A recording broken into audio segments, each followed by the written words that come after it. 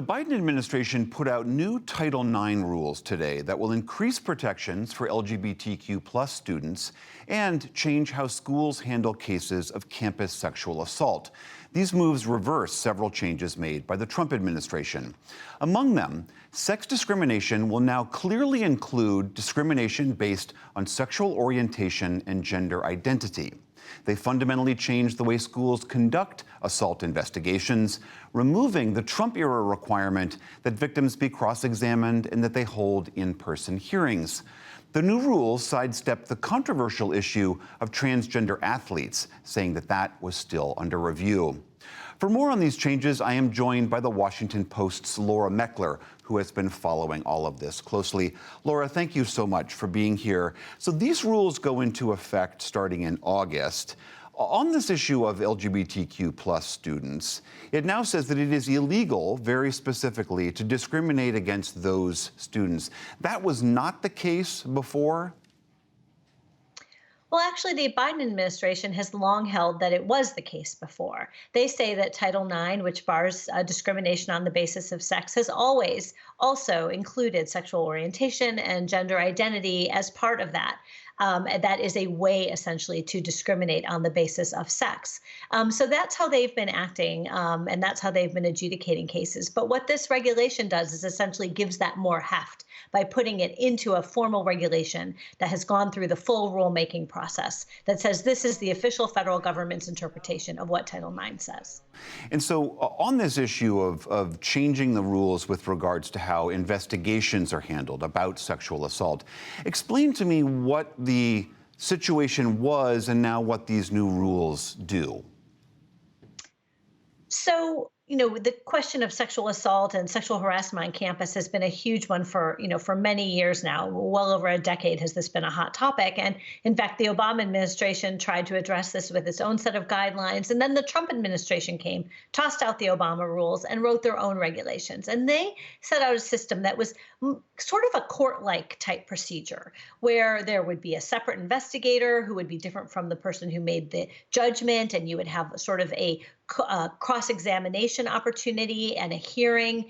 And it was a very higher burden of proof for what exactly would be considered sexual discrimination or sexual harassment under the law. So they had this system that was different in a couple ways. It was both sort of a more formal court-like system, and it was also a higher bar for proving your case. And so now what this Biden administration rule does is essentially revises that system with one of its own and makes tweaks in both of those, sort of gives schools more flexibility. They don't have to use these hearings. They don't have to have cross-examination if they don't want to, as a good example. And it also has a broader definition of what sexual harassment actually is under the law. So it would be easier to prove your case. Help me understand what the Biden administration is trying to solve there. What was the concern with the previous regime? Well, there were a number of concerns. From the point of view of sexual assault survivors, they were concerned that if you mandate a cross-examination type situation, that it would be essentially re-traumatizing for them. Of course, people on the other side would say that this is how you get at the truth, but that's what they said. The other issue is that colleges themselves did not like being put into the position where they were essentially becoming a de facto court. That they said that's not what we do, that's not our job, we don't feel comfortable with it. So that was another problem. And then in terms of the burden of proof and how difficult it is to prove your case, that's really about sort of where do you want those sort of scales of justice to hang? Are you going to make it a little bit easier for people who are alleging these incidents happen, these cases of harassment? Or do you want to make it a little bit harder to prove your case? And the Biden rules come down on making it a little bit easier to prove your case. There has been, as you know, a good deal of pushback on this. Congresswoman Virginia Foxx, who heads the House Education Committee, conservative, has said that some of these rules are basically redefining sex and gender in America. What is the argument that they're making there? Well, this is an argument that conservatives are making all over the country and, in fact, legislating based on that. They essentially do not accept the idea that you can change your gender, that you can be born a boy and then decide you're a girl, is how they would put it. Of course, other people would say that no, there are people who internally really feel like they are, in fact, the other gender, and that acknowledging that and accommodating that is the right thing to do. But if, from a conservative point of view, and there's, like I said, legislation dealing with this all over the place in conservative states.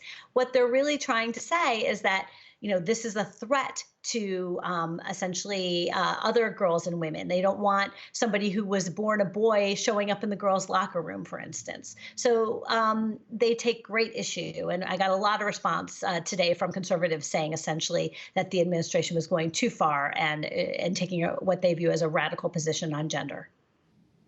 Lastly, as I mentioned, this does not address this very controversial issue of transgender athletes. Why did the administration say that they pushed off that decision? Well, what they officially say is that regulation, a separate regulation that addresses sports, is not ready yet. But what people tell me who are familiar with the administration's thinking is that really it's the politics, and that they don't want to be talking about this question of trans women competing on girls and women's sports teams in the middle of an election year. All right, Laura Meckler of The Washington Post, thank you so much for being here. Thanks so much for having me.